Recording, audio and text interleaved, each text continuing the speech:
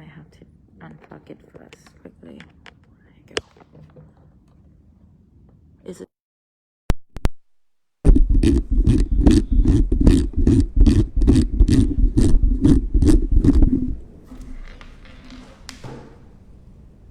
We'll skip it a few seconds for people to come in. Sure. Yeah, for people sort of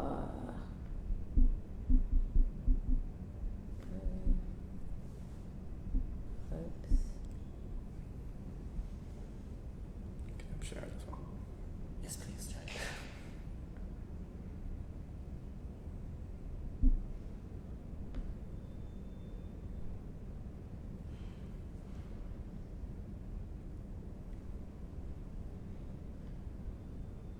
okay.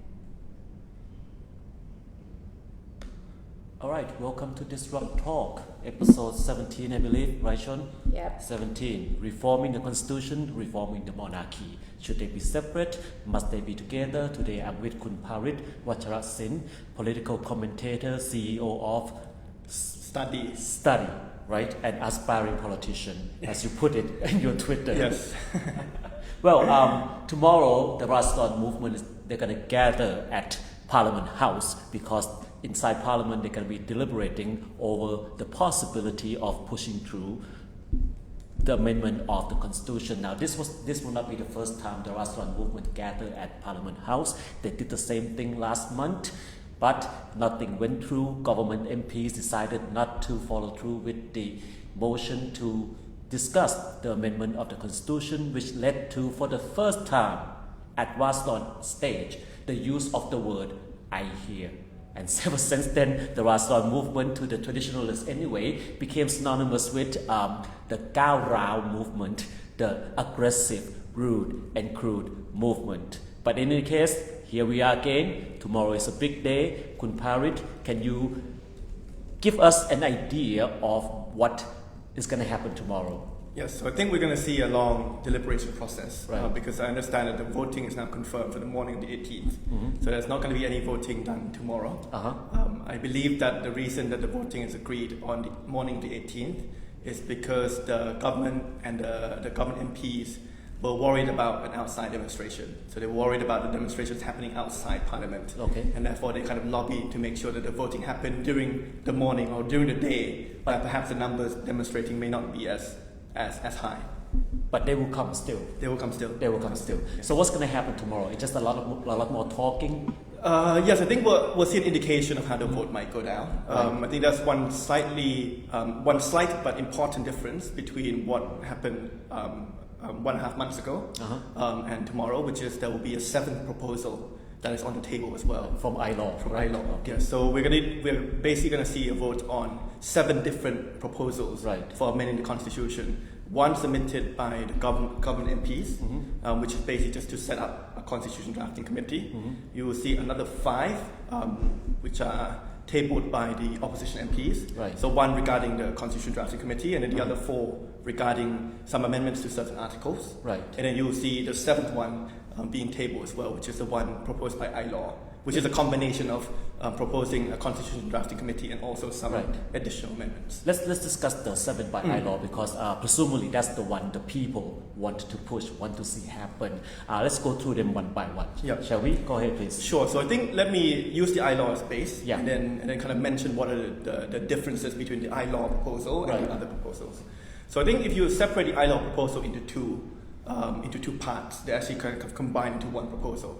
But the first part is to do with the proposal to set up a constitution drafting committee to basically draft up a new constitution. Right now, government MPs and opposition MPs proposals also has this element Right. of setting up a constitution drafting committee. But there are 2 very subtle but very important differences between these drafts. The first is what is the makeup of that constitution drafting committee. For ILAW, it is 200 members fully elected. Or elected, whereas for the government the government MP's proposal is 200 members, 150 elected, 50 appointed. For the opposition MP's proposal, it's 200 fully elected, but a different electoral system to ILAW's. Okay. Right? What are the different electoral systems Yeah. being proposed here? So the different electoral system between ILAW and the opposition party's MP is that for ILAW they will use the whole country as an electoral district. Right. which means that when you go out and vote, you're not going to be voting for a member of your province's constitution drafting committee, but you will be voting similar to everyone else in the country, voting for the person you want to be in that constitution drafting committee. So who's going to be running, and how are they going to run for being in the committee? So for ILO's proposal, it's one kind of national party list, and you can either run as an individual or as a team. So, for example, if I want to be on that committee, I can submit my name. Yes. Voranai Vanijaka, Yes. Constitution Drafting Committee, and the country can vote on whether or not Yes. I want to do it. Yes. Okay. Or if you and I were to have like similar ideologies, similar things we wanted to push in the constitution, we can form a team. I don't know, call it like Team Parit Wacharasindhu, whatever, and then we run as almost like a party in a general election. And then if we get enough votes, which translate to at least 2 seats in the committee, then we basically get we both enter. But how does one organize that? Because that means everybody can run. So what if we have 10,000 candidates? I mean, 100,000. I believe that can happen theoretically. Right. But I think strategically you will see, if you go under ILO's electoral system, you will see kind of people grouping up into teams. Okay. And then running as like a team or as similar to like parties at a general election. So basically the people who are likely to get the votes are the ones who are organized. Yes, and organized along kind of similar ideological lines. Right. Yeah. So is it possible to see someone like Ajahn Piyabut, Ajahn Moraje, organized as a team, which of course the other side would be very afraid of? It is theoretically possible. I mean, with Ajahn Piyabut, you have to see what the requirements are in terms of if you're banned from politics, are you allowed to participate? But at least under ILO's proposal, it is allowed. Someone like Ajahn Piyabut could run.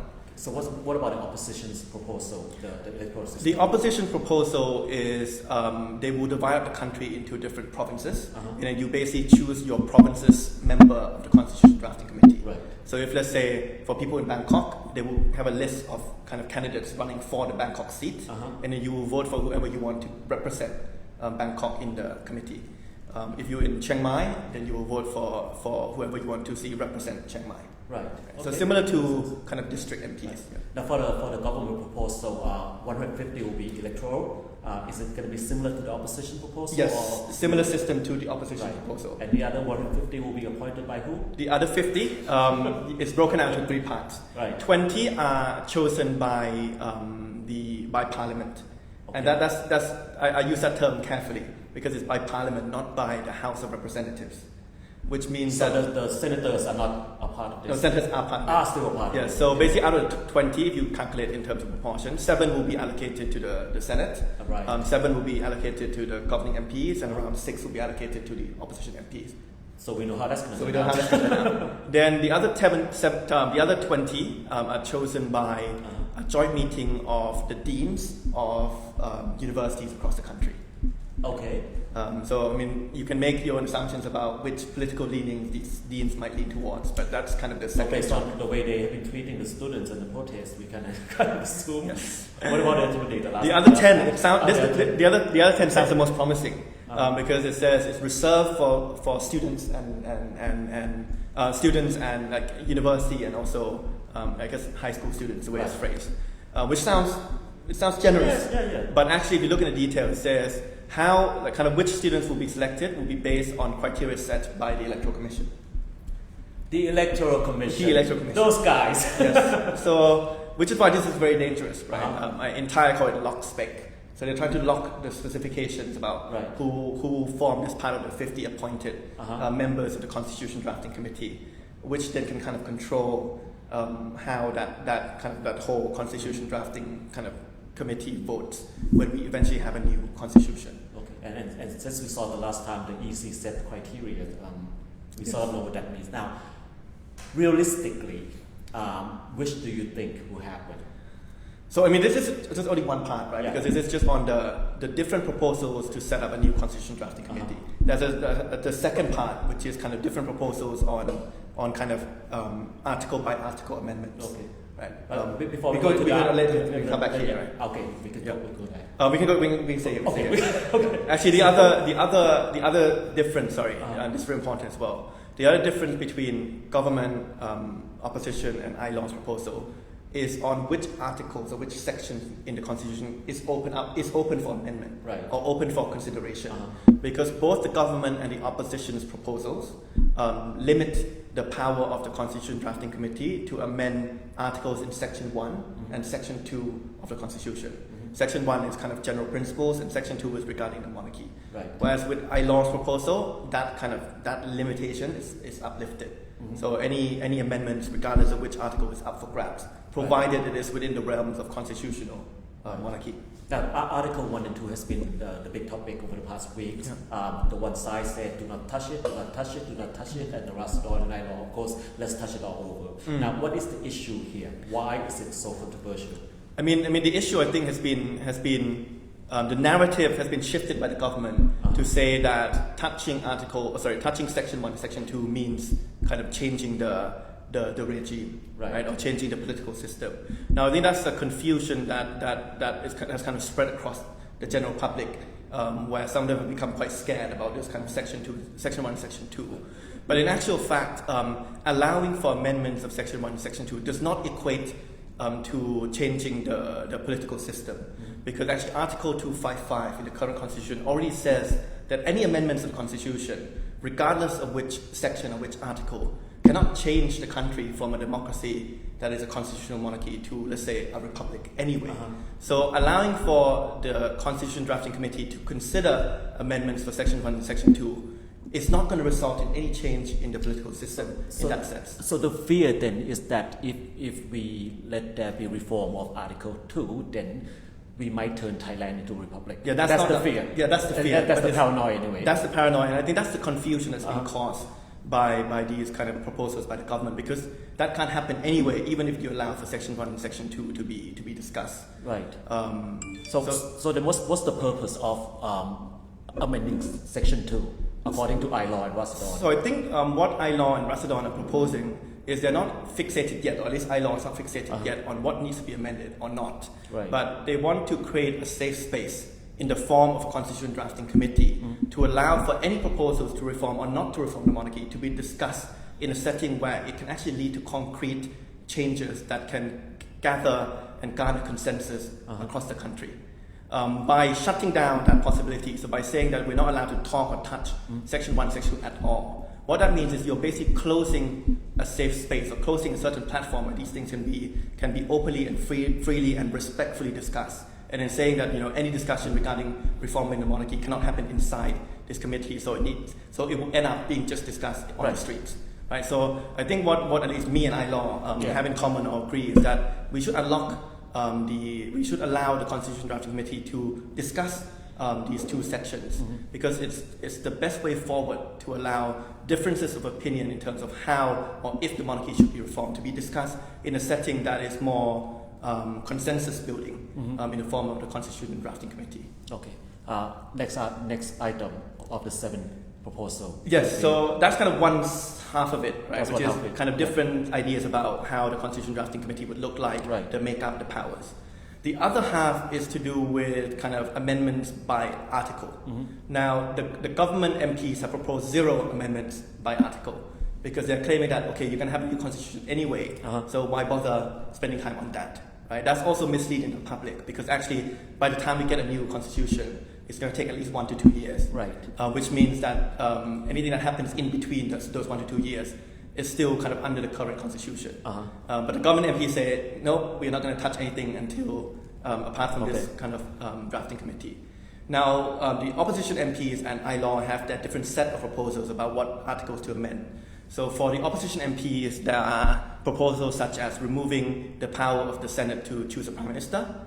They have a proposal regarding changing the electoral system to be like it was 20 years ago. They have a proposal to remove the Senate's power to jointly vote on legislation regarding reforming the country along with the House of Representatives. Right? So they have kind of 4 separate article-by-article amendments that are tabled. Right. ILAW has packaged them all into one single proposal, which contains many sub-proposals.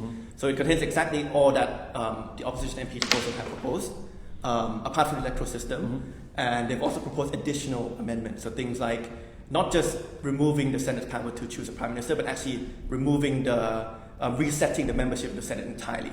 So instead of having these 250 senators who've been appointed by the NCPO, is to remove them completely and then use kind of a similar electoral process that we had 20 years ago to select a new set of senators. They have a proposal to reset independent organizations and their membership as well. So there's a bunch of diverse set of proposals that have been put forward. So what is the legal process for any of this to be realized?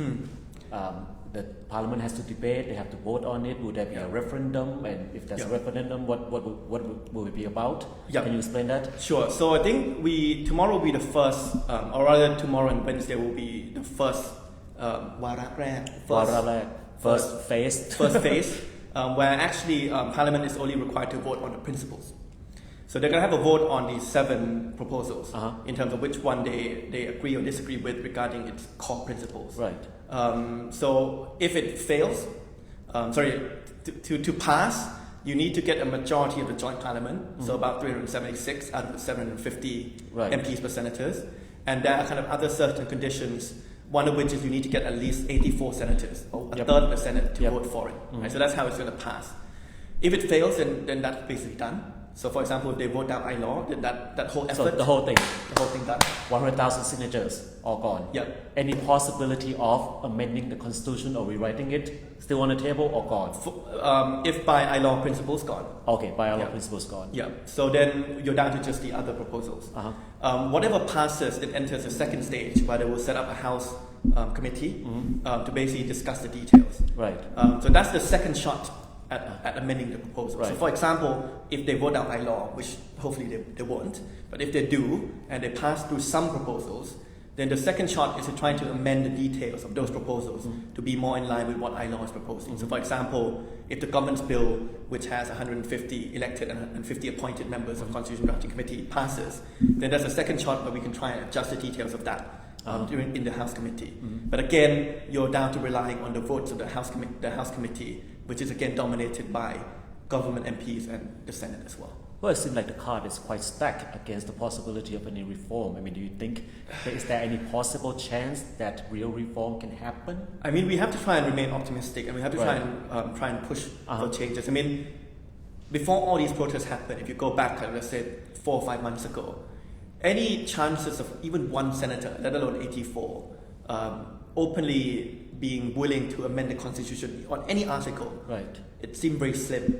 Right. But as a result of these kind of demonstrations, as a result of the student movement or student-led movement, we are seeing changing stances of these initially seemingly unwavering senators to be slightly more compromising. I think tomorrow will be a test of how genuine that compromise is, because if it's only to accept what the government MPs have proposed, I don't think that's going to satisfy anyone who wants to see the country return to a full democracy, because it's merely going to be kind of a long process to set up a semi-appointed Constitution Drafting Committee to then only change a few things in the Constitution and then return the country back to the initial, back to kind of square one with a new constitution by name, but may not be new by content. Right.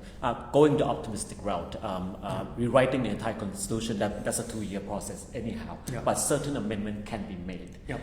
Which one can be made and which one should be made as soon as possible, in your opinion? I think the bare minimum for me, apart from setting up a new committee to draft a new constitution, the bare minimum is to remove Article 272.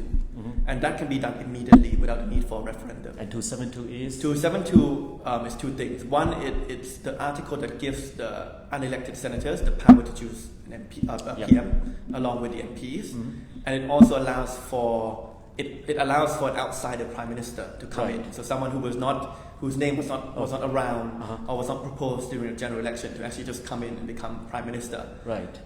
So removing this, I think, is the bare minimum. But for me, I think we can go beyond that, right? We can go beyond that to say, look, apart from removing the senator's power on electing prime minister, which also removed that power to jointly vote on laws regarding reforming the country, we can go kind of beyond that. But for me, bare minimum 272. So what's the process to at least achieve that bare minimum, and how long could it take? So I mean, one of the 7 proposals that are being proposed tomorrow is precisely just on removing Article 272. So we'll see the first attempt at how this goes. And I mean, it's is a test of the government MPs in terms of, as well as the government coalition MPs about how they vote on this as well. And to remove it or not remove it will depend on the vote. Will depend on the vote, correct. So that more than half of the parliament, including the 250 senators. Yeah. So hopefully some of the senators may have a sense of justice and fairness. Yeah. And hopefully. What about the coalition partners? I What mean, do you see? Phumchai Thai and Democrats. Yeah, I mean, not saying that you have to any tie to anybody, but you can please I've analyze it for me. And I can't really speak on that behalf anymore. I mean, the reason I at least I need to call them out as well is because I think it's clear from ever since the election that Parit Wacharasindhu party was formed with its sole purpose of trying to extend military rule. Okay. And basically extend an MCPO rule under more democratic guise. Yes. Well, I hope the Democrat Party and the Phumchai Thai Party don't see themselves as having that key objective. So regardless of kind of their ideological stance, whether they're a conservative party or a liberal party, at least I'm hoping that they can stand on basic democratic grounds. Right. That whoever becomes prime minister should fall into the hands or into the votes of MPs who were elected by the people. So perhaps the key is not just the senators who might change their mind, but more importantly, coalition partners, because they do have altogether 100 plus. Yes. Right? Yes. So I mean, we have to hope that they agree on this, but it's not enough. Because even if they all agree, I mean, even if all MPs vote for removing 272, you still need those 84 senators to vote for it as well. That's the problem, isn't it? That's the problem. Is there any likelihood that we can achieve that number? Because when you say 84, I can feel everybody just go, so what's next? We'll see. I mean, we've seen some senators come out and speak that they're willing to consider this. Right. I mean, even StartDee, right, a pressure group that's been kind of very hardcore on opposing constitutional amendment, have come out this morning to say that they actually support removing 272. Oh, really? Yeah. So they came out, I mean, if I caught the news correctly, they came out this morning to say they actually support removing Article 272. So if at least the senators can at least agree with them on that, then 272 is a possible move.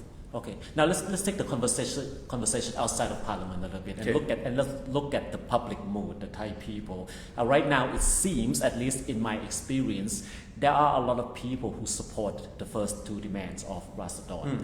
But you'd get out, amend the constitution. Everybody knows the reason as to why. Yep. Right now, the issue is reform of the monarchy that has prevented many among the, let's just call them Bangkok middle upper class, the typical ones, the more conservative people, to step back from their support of Assadans. Yeah.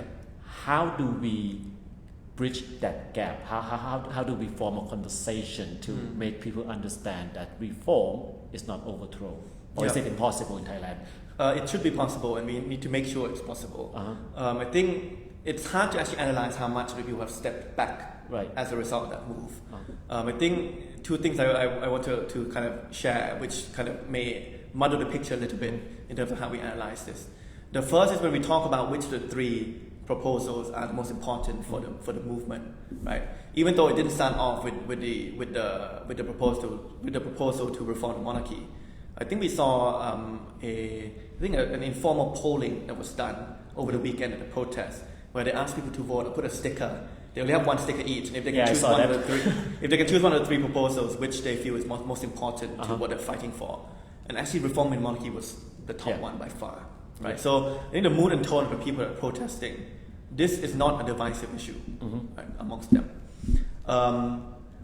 The second bit is, I don't know how much people have really stepped back as a result of that specific call, right? Because I think in the public eye, some people may have stepped back from publicly supporting the protesters, but I don't know if these people have publicly supported the protesters to begin with anyway. Fair enough. And actually, if you talk to a lot of them in private, I think some of them actually agree with some of the content that is being proposed by the protesters, even if they might not agree with the process or the wording or some minor details, right?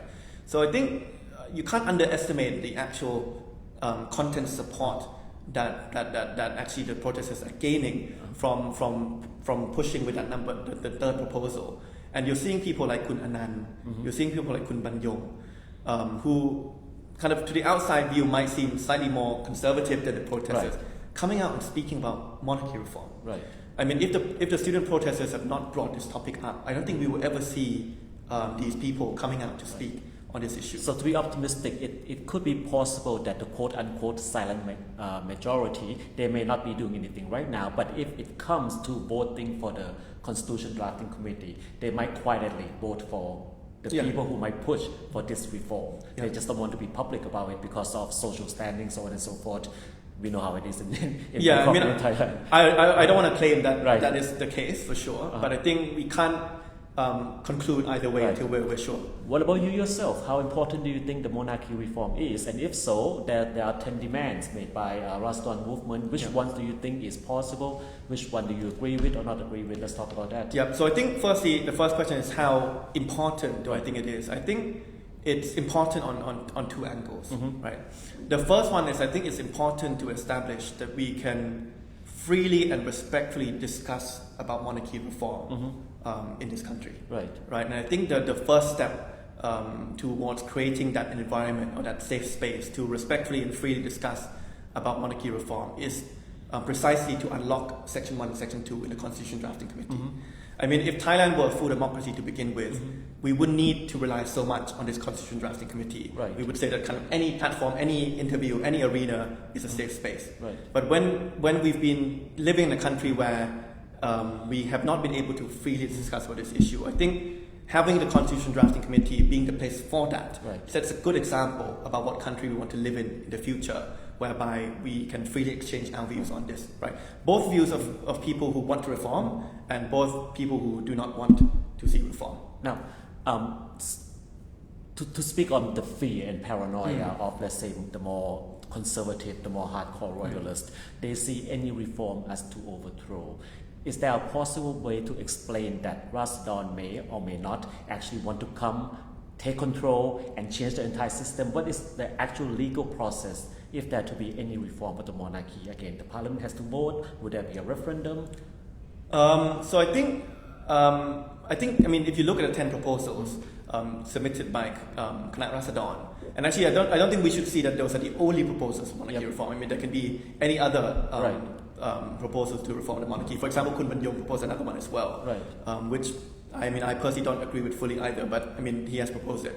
But you can see a wide range of these reforms, right? I think the best way forward for me is to push all these proposals and any new ones that can come in alongside views of people who say that we should not reform at all to be discussed in the Constitution Drafting Committee. Then what we have to try and do is not to put everything to a vote yet, but to try and gather consensus among the Constitution Drafting Committee first in order to draft a new constitution which then sets the tone and then is put to a referendum to a vote.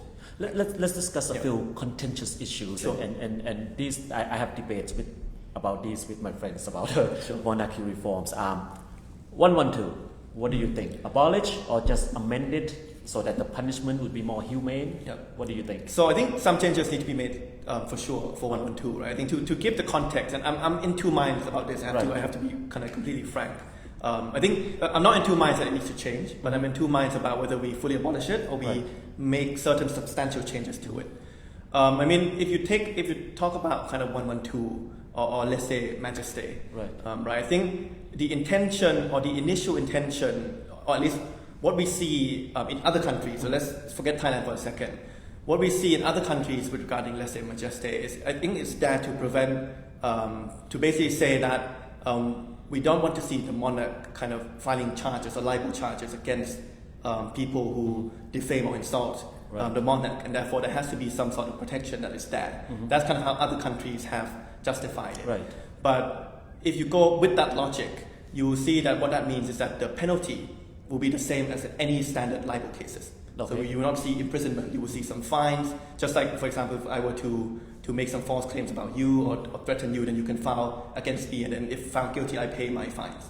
So that's kind of how you see, let's say, Majesty work in other countries. I think the problem in Thailand is twofold.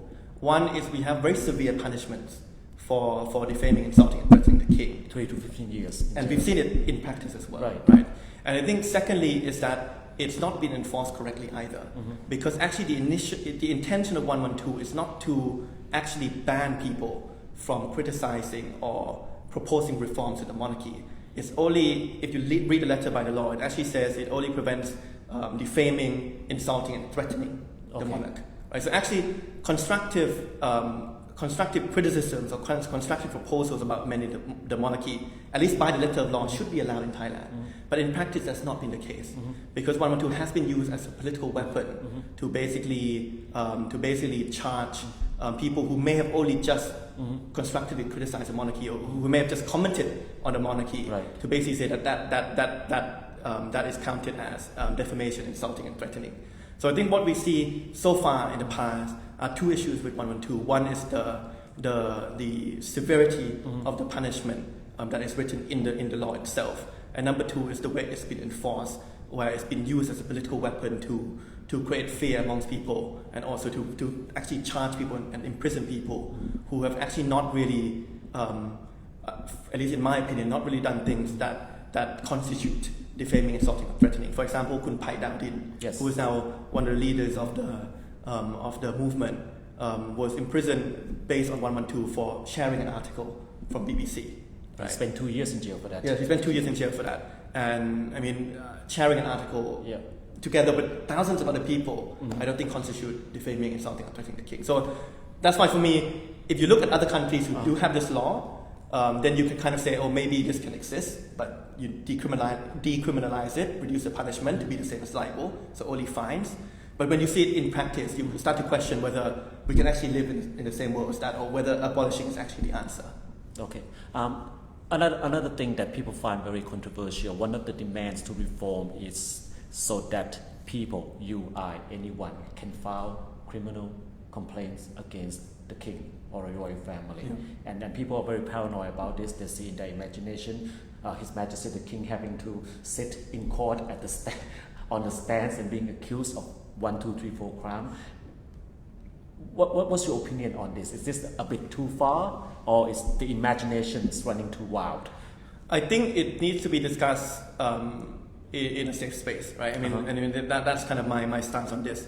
And actually, that issue is actually tied to what I just mentioned on 112 as well, which is kind of, let's say, Majesty in other countries are there to precisely protect, to not lead to that picture of the king kind of going to court and having to file kind of libel cases against the citizens, against kind of the people, right? So I think these two are actually relational or actually linked with each other.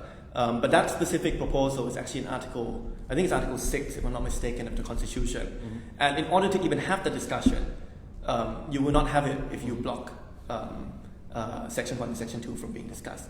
Which is why I think this is why we need kind of academics of all political leanings, both those who agree with Khanat Rasadon, or even those who agree with reform but disagree with Khanat Rasadon, to come and openly discuss these issues. Because I think because of the application of 112 in the past, the public may not know too much about the kind of the legal possibilities regarding this issue, because it simply has not really been fully discussed. I mean, for example, if I were to do my personal research about kind of what potential amendments could be made to Article 6 and how much I agree with Khanat Rasadon's proposal, there's such little kind of academic or local academic discussions regarding that, because it's kind of frankly been prevented in the past. Off topic a little bit. Next election, which political party will you represent? Well, we're not there yet. I think firstly, will I contest the election? I think that depends on the timing. I mean, for me, my priority is to make sure that my startup is able to succeed and continue without me. I mean, we're a team of 100 people at the moment, so probably not fair for me to just kind of step out just because suddenly there's an election. So my kind of main commitment is there. Although I think with this political climate, I've kind of seen myself being dragged and also being passionate about pushing for constitutional amendment, which is taking a lot of time as well. But it depends on the timing of the election. If the timing is right, I will probably come back into politics. Which party? It depends on what are the options there. You will not see me return to. If you grew up passionate about politics and you see all these things going on, if I were you, I wouldn't be able to tear myself away. I mean, this is it. This is the time. This is the Thailand going through changes, for better or worse. Hopefully better. Yeah. So I think we'll see which party. But I know in my mind. I mean, if I ask myself the question, right, if I have to vote for a party tomorrow, let's say there was a dissolution. Okay, okay. And then I want to hear the answer. Which party? I mean, I am doing a lot of work on constitution amendment together with Gaoklai. Right. So we stand on similar ground on that front. Okay. And I mean, I've seen them as a party, as the only party that have sincerely fought for things like removing 272 before kind of Pheu Thai jumped in. I've seen them be the only party who have mentioned that the new constitution needs to be drafted by a committee that is able to discuss Section 1 and Section 2. So just curious, you started as a member of the Democrat Party, and within a couple of years, I guess right now your heart is leaning towards Gaoklai.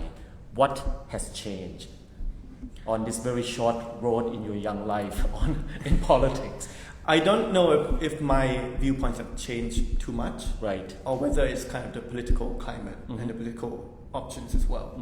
I mean, if you look at it, so I entered the Democrat Party back when it was a two-party system. It was just Pheu Thai and Democrat. Yes. There were some hints that some Democrats were going to break away and support General Prayut, right, which then later on to be Parit Wacharasindhu. So I joined the Democrat Party in that climate where there were kind of 2.5 parties, and I joined actually precisely because of that breakaway movement, where we're seeing some people who openly supported the boycotting of the 2017 election, breaking away to support General Prayut. So for me, I saw that as an opportunity to form a new path, to help create a new path for the Democrat Party. So you remember, actually, I met you the first time at that kind of discussion. I was quite openly critical of the Democrats Party to boycott the election back in 2557, so 2014. And the proposal that I put forward to the Democrats, whether it's constitutional amendment, whether it's abolishing conscription, were actually, I think, more liberal than what the Democrats had been used to. Right. So that's kind of why I joined the Democrat Party and what I wanted to do in the Democrat Party. When that didn't work out, when it was clear that they were not going to go down this route, and I think the final straw for me was when they went back on their pre-electoral pledge to join the current coalition government, was when I left. So for me, I felt that my journey with the Democrat Party, I have not really changed my viewpoints on much. They changed that. I mean, if I were to argue, I would say that, right? Because I mean, things that I'm saying now currently are things that I've said in the party before as well. Right. Even up until the last day before I left the party, I said that it was important to not join the coalition government. It was important to amend the constitution, starting with 272. So for me, I don't feel that my viewpoints have changed too much. And even when I ran under the Democrat Party, I mean, there were some people who in the party who agreed with my stance, although they might not be a vocal voice right now in the party. And I mean, to the general public, some of them also asked me this exact question about, why did I join Future Forward? Because we shared similar policy platform. So for me, I don't think I changed, but maybe kind of. Any chance of a new party, a separate party? I mean, I feel like to form a new party, you need to be very clear about what you stand for. And it needs to be clear that stance is not fully served by any other party. Right. Because I think there's no point forming a new party just because you want to form a new party, or just because you want to run in politics. Each party needs to be able to say to the public what is their core values. What are their core values? What are they standing for? And if what they're standing for is not clear to them, it's not clear to the public, and it's not clearly different to what other parties are standing for, then I think it's a waste and a duplication of resources that's not necessary. Okay, fair enough. Are there any questions, Sean? There's one question from Paul, your friend. I'm not exactly sure what he means. He says, but how the movement could accept Abhisit or Anutin as new PM? I see what he means. Yeah. Okay. So for example, if Prayut resign and the House elect a new Prime Minister and Anutin is a candidate, Julian is a candidate, Paul is saying that the people are not going to accept that. What do you think? I mean, that's why the proposal by the protesters that I was most kind of dubious about is calls for the Prime Minister to resign. Not because I want the Prime Minister to stay, but because when I think about him resigning and I think about the next step, I actually don't know who that person would be. Right. So for me, it's less important about who is Prime Minister. It's more important about what that Prime Minister does. But we know what Prayut does. And or doesn't do. The same. Yes. So I think that's why they're increasing calls for him to go, and that's why I'm also of the viewpoint that he needs to go as well, because he's not shown sincerity to do the things that's needed to move this country forward. But who comes up, I think, as Kun Paul rightly said, if you look at the candidates in the kind of the list of potential candidates for PM at the moment, it's not clear who the people actually would be most open to. I mean, Kun Anutin is part of the cabinet. Yep. He has criticisms from his handling of the COVID crisis as well. Kun Abhisit again has his detractors. Right. So again, not going to be a figure of consensus. If you look at the three Pheu Thai candidates, it's also kind of unclear. Kun Ying Sudarat is kind of not sure where her positioning is within Pheu Thai. You have Kun Chat, who's kind of not an MP, didn't even run for MP. Right. So will face the same criticism as General Prayut did.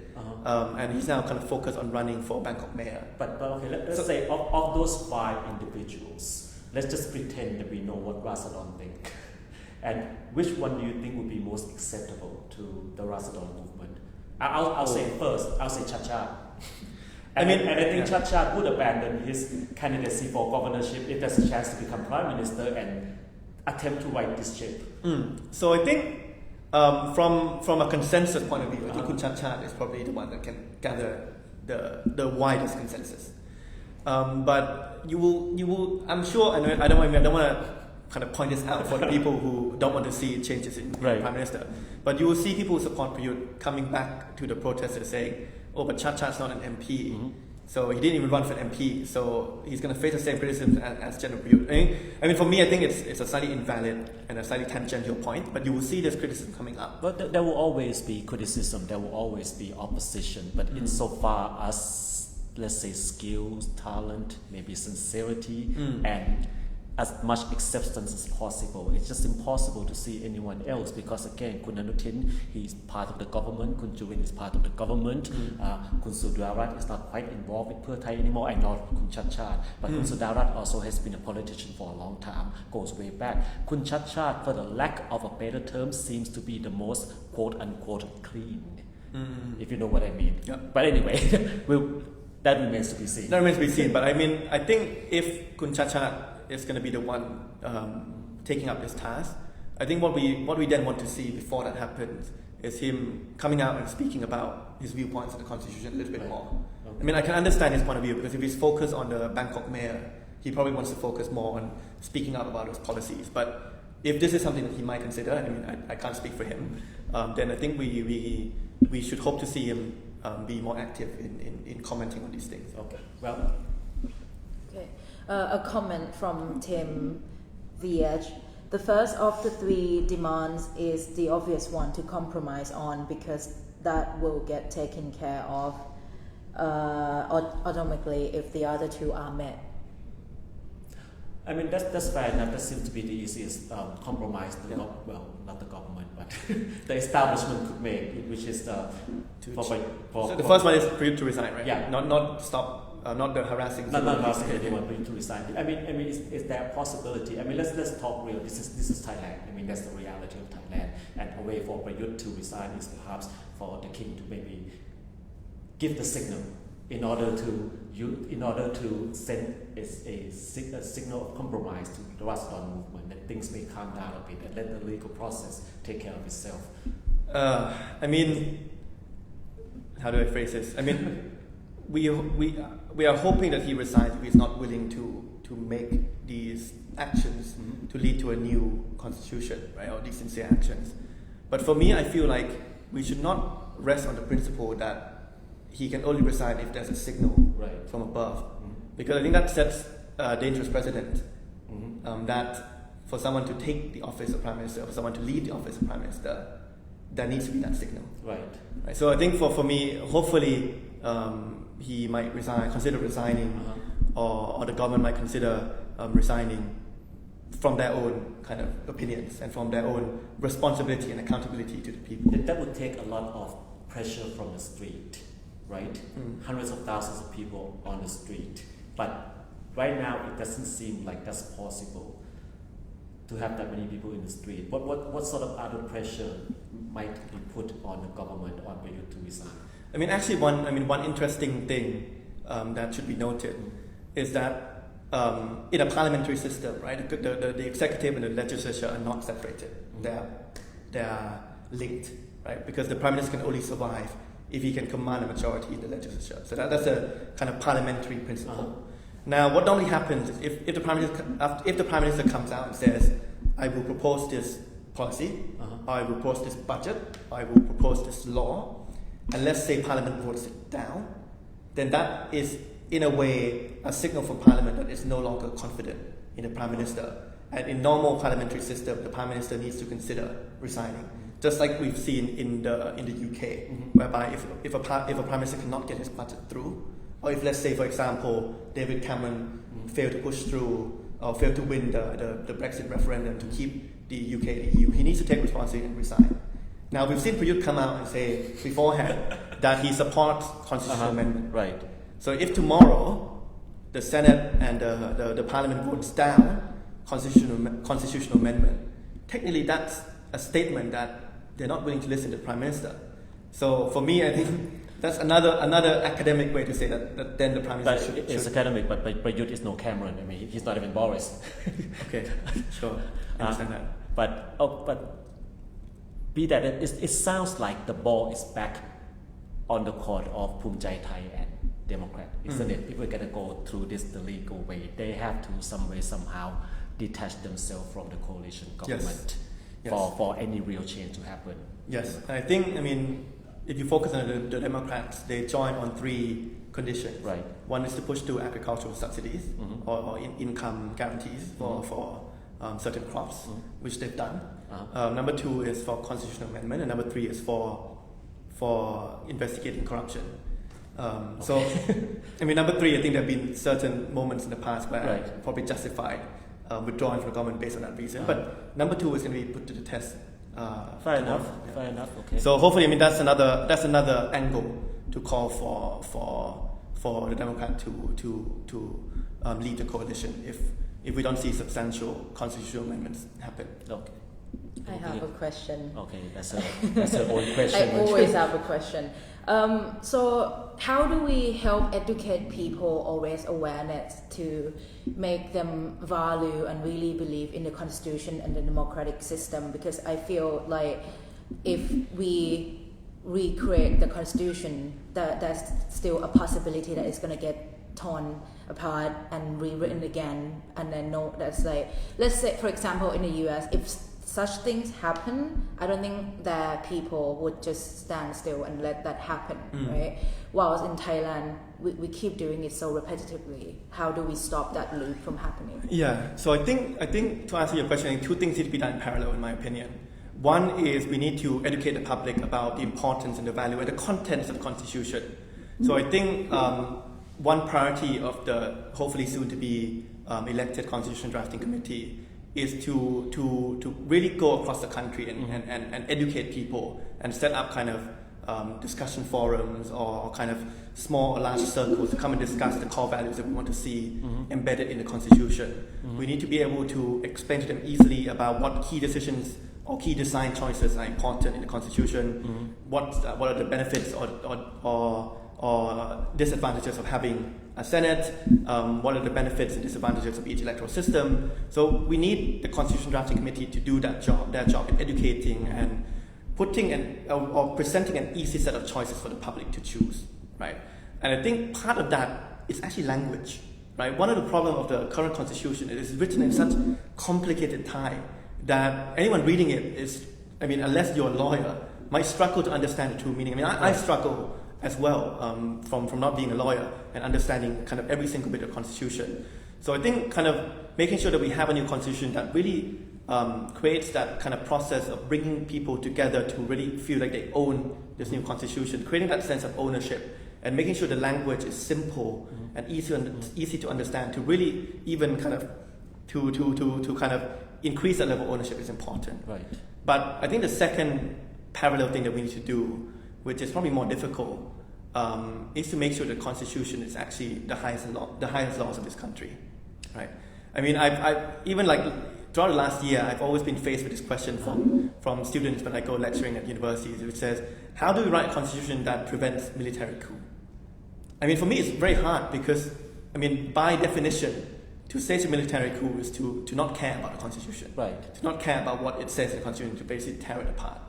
So for me, regardless of how good or how much people feel that they own this constitution, we need to make sure that all political institutions that are operating outside the constitution are put under the constitution. That's precisely the heart of the problem, isn't it? I mean, the constitution, the body of law is the foundation of any society. When in Thailand, you can do a coup any time, and that is legitimized because of the endorsement by the king, and that's one of the demands of Rasdon to have a clause in the constitution to not allow, for the lack of a better term, the king to endorse military coup d'état. Do you think that should be a part of the constitution? So I think that's why we're seeing that any cause for a lasting democracy involves basically calls to reform institutions which the protesters feel are operating outside the constitution. Right. That includes both the monarchy, which is why the third proposal is there, as well as military reform, right? And how that can be reformed from within to prevent the military from being able or being powerful enough to actually stage a coup. Right. So I think that's why amending the constitution, getting the perfect constitution is one thing. Not that I'm sure there is a perfect constitution, because it depends on each subjective viewpoint. Right. But making sure that all institutions are reformed such that they are under the constitution are equally important as well. So like in Japan, the monarchy, the king or the emperor can continue to be the heart and soul and the unity of a country, but the foundation of a country cannot be on the monarchy. It has to be on the rule of law, the constitution. Correct. Hopefully democratic ones. And actually, that's the precise definition of constitutional monarchy. Yeah. Good point. Anything else? Just from Kunbo, she just tuned in. She said, what do you think about the Kanat Assadans movement tomorrow that planning to surround the parliament for 2 days? And would you join them? What do I think about it? I think it's understandable after what they saw last time happen in parliament. The first half of this talk, we spent a lot of time discussing about how bleak the outlook looks. So I think I can feel the frustration and the fear amongst the protesters that could be the most likely scenario. So I can empathize with them completely. I'm going to stage a demonstration in front of Parliament, and I really hope that with the knowledge that a lot of the leaders have, I'm sure they can do a good job in terms of presenting the reasons as to why they need Parliament needs to accept the proposals that are put forward in the I-Law case. Sorry, just a quick aside on that. Right? As soon as I left the Democrat Party, I founded a group called ConLab, which is Constitution Laboratory, but also like collaboration, where we held workshops to get participants to come in and draft their own kind of ideal constitution. Amongst the participants of the first workshop we did, one of them was actually Fort Thatten. And I remember seeing him and being so impressed by his knowledge of the constitution. Next time I saw him, he was like there kind of leading the protest. So I think with the knowledge and capabilities that they have, I think they can do a very good job at convincing not just people inside Parliament, but the public about why it's so important to not just accept the government's constitutional amendment proposal, but to accept I-laws as well. So I think can completely empathize, and I think if they can focus on the content of the constitution, why it's so important, I think they can be very successful at convincing the public, and I'm sure that public pressure can hopefully translate into parliamentary action or parliamentary vote. For the second part of the question, I'll be joining them. Tomorrow I have to go. My first priority is to go on Kun Jong Kwan's show. Who are you debating? Who are you debating? I think they called me a couple of hours ago saying it would be Professor Jade, Ajahn Jade. Okay. Yeah. Can you pass me his contact after you're done? I want him on this show also. Okay, sure. No, because to me, he's at least my assumption, he's one of the rational royalists, somebody you can sit and actually debate with, as opposed to, let's say, Kun Parina, Kun Paiboon, Kun Puharutai, so on and so forth. Yeah, I'm hoping for a good discussion. Interesting to exchange what he views as a solution to this as well. I've had kind of conversations with him kind of at these kind of seminars in the past, but not like a full-on conversation about what he sees as the way forward. So hopefully that will be some small way I can contribute to this. Okay. Yeah. So let me, on behalf of Rasdon, put out an open invitation. Whenever you're ready to come to the protest, you can come hang out with us. We're not there as a protester, we're there to cover it. It'll be good to see you out there. All right, well, it's 8 o'clock. Thank you very much for joining us, and thank you, Kun Parit. It's been a pleasure. Thank you Thank very you much. for explaining everything, and we will see you next time.